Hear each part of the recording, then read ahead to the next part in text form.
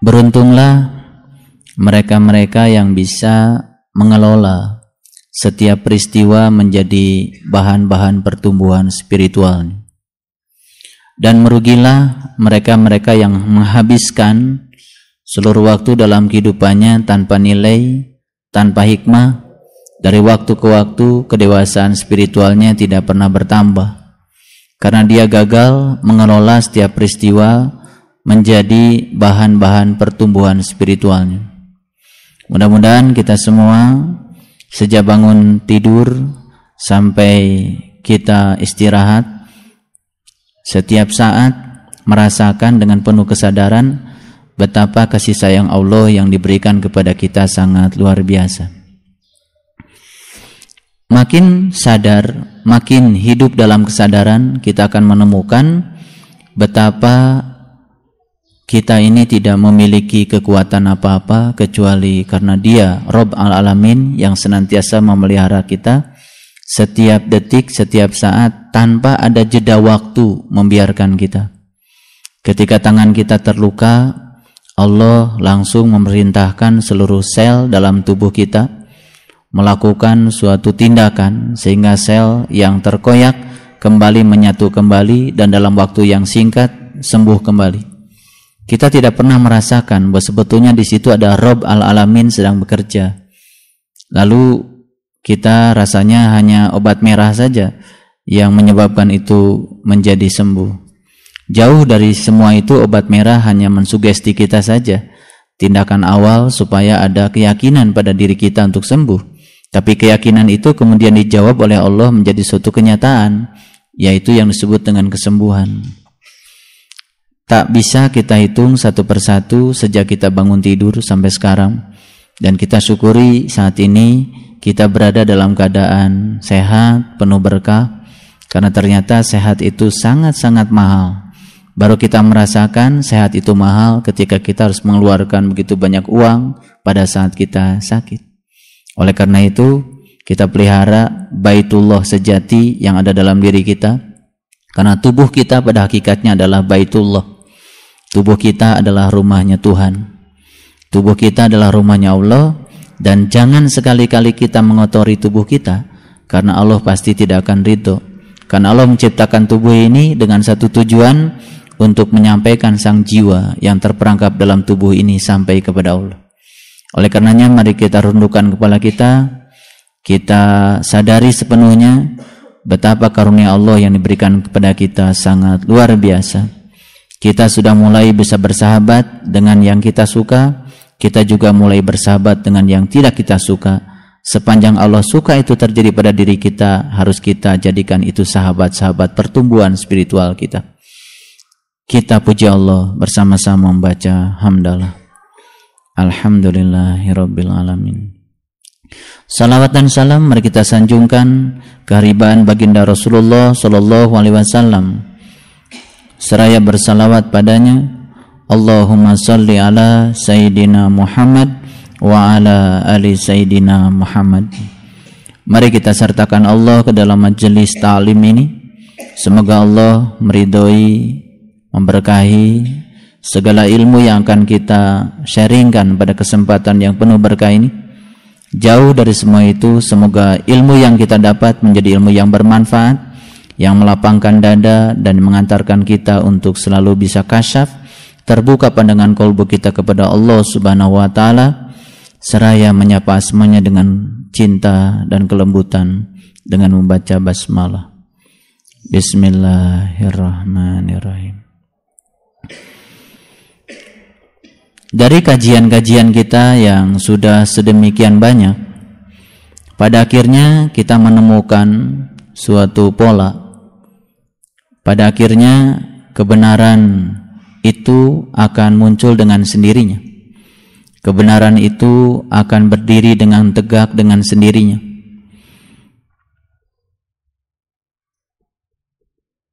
Dan pada akhirnya puncak dari perjalanan spiritual kita itu adalah kenyamanan, kedamaian, kearifan, di mana pohon-pohon itu telah tumbuh pada diri kita.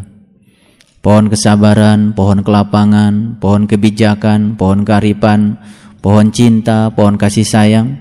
Semakin banyak tumbuh subur pohon-pohon yang semacam itu dalam diri kita, itu menandakan bahwa kita telah mampu menjadikan segala ritual agama sebagai sarana untuk mencapai perbaikan pada diri kita. Seorang spiritualis yang bernama John Maxwell, beliau merumuskan sebetulnya ciri orang yang beriman itu, beliau rumuskan dalam satu kata yang sangat indah yang beliau sebut trust. Trust itu hurufnya ada T, ada R, ada U, ada S, dan ada T. Trust. Ya. T yang pertama adalah time. Time adalah waktu. Seseorang yang sudah sukses dalam kehidupan ini adalah orang yang sudah bisa memanfaatkan seluruh waktu yang Allah berikan padanya menjadi sarana untuk selalu menjadikan dirinya lebih baik, bermanfaat untuk dirinya dan bermanfaat untuk orang banyak. Oleh karena itu sudah saatnya kita selalu membiasakan diri menjelang hari esok, kita rencanakan besok kebaikan-kebaikan apa yang mau saya lakukan, besok siapa saja mau saya bahagiakan, besok tindakan-tindakan baik apa yang mau saya kerjakan. Itu sudah menjadi kebiasaan hidup secara meditatif untuk menjadikan diri kita berguna bagi siapapun. Itu time, waktu. Sehingga Allah harus bersumpah dalam Al-Quran dengan pernyataan wal ashri innal insana lafi khusrin illal ladzina amanu wa amilus solihah. Di ayat itu dikatakan sesungguhnya seluruh manusia itu berada dalam kerugian kecuali orang yang beriman dan beramal soleh. Iman dan amal soleh itu terlalu formal kalau menurut saya.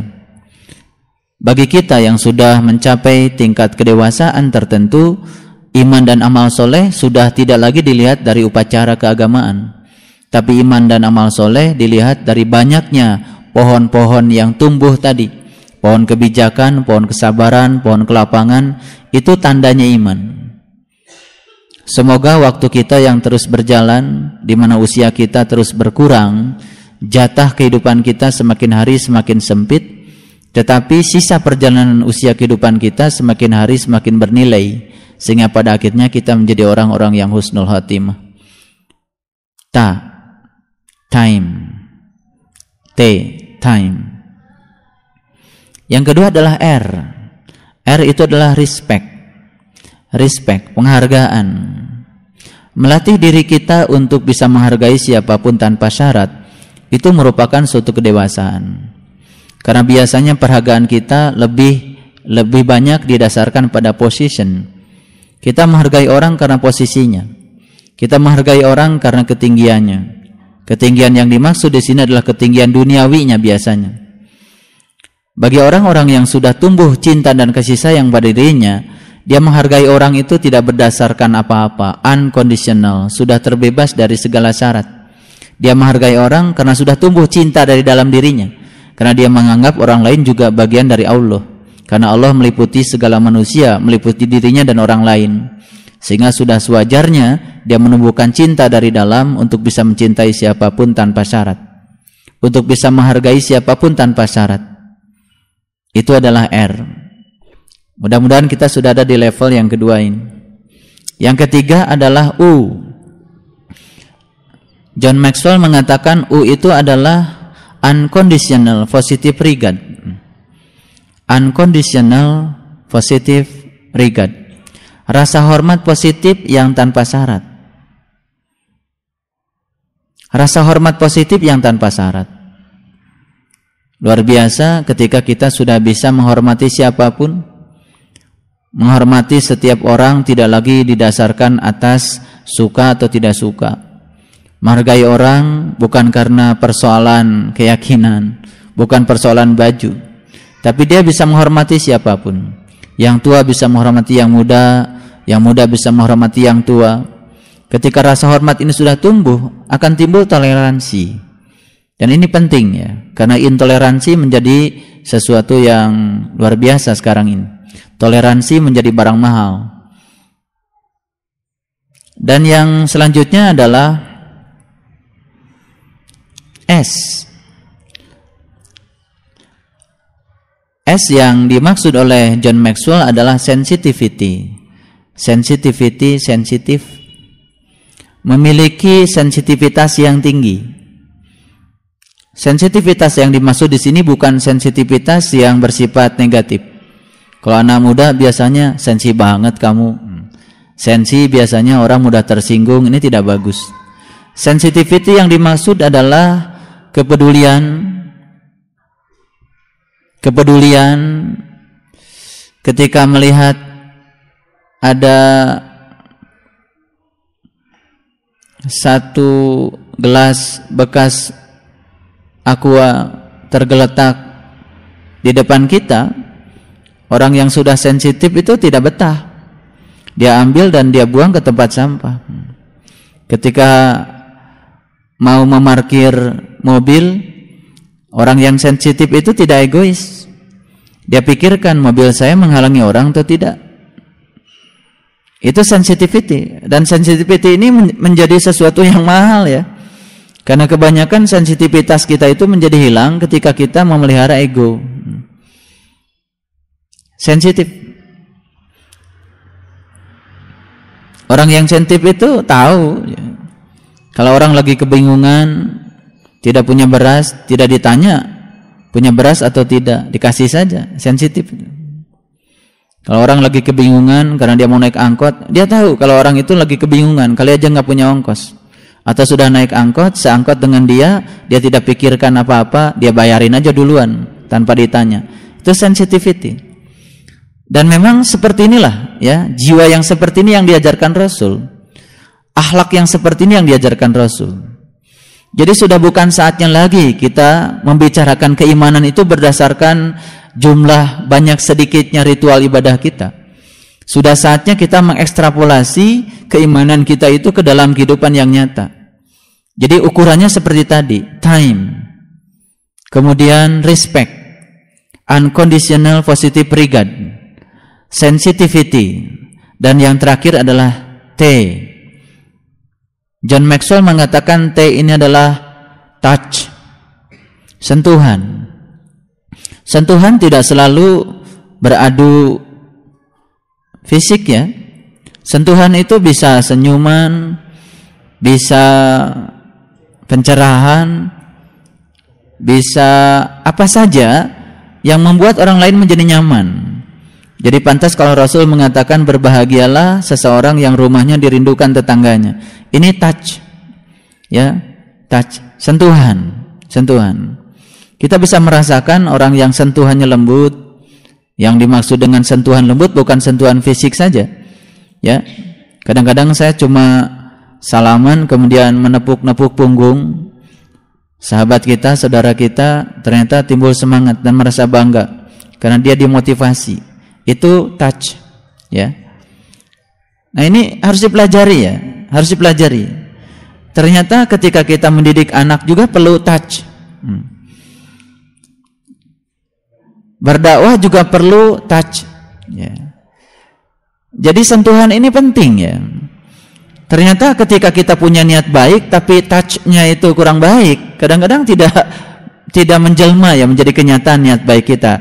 Karena ini persoalan metodologi. Sentuhan. Sentuhan. Kadang-kadang ada orang yang tidak pernah mau untuk dinasihati. Tapi bagaimana supaya nasihat kita sampai pada dia tanpa dia merasa dinasihati? Ini touch. Ternyata ini suatu seni ya. Jadi kalau dalam dunia pendidikan ini yang disebut dengan kompetensi pedagogik. Kompetensi pedagogik. Jadi jangan lalu setiap orang pintar itu bisa mengajar. Ternyata tidak. Untuk bisa menyampaikan sesuatu, untuk bisa melakukan touch yang sempurna, dia harus memiliki setidak-tidaknya 5 kompetensi. Yang pertama, dia harus memiliki kompetensi profesional. Dia harus profesional di bidang itu. Yang kedua, dia harus memiliki kompetensi akademik. Setidak-tidaknya harus punya sedikit latar belakang pengetahuan yang dia lakukan untuk suatu tindakan tertentu. Yang ketiga, dia harus memiliki kompetensi pedagogik. Penting ini. Cara menyampaikan ini penting.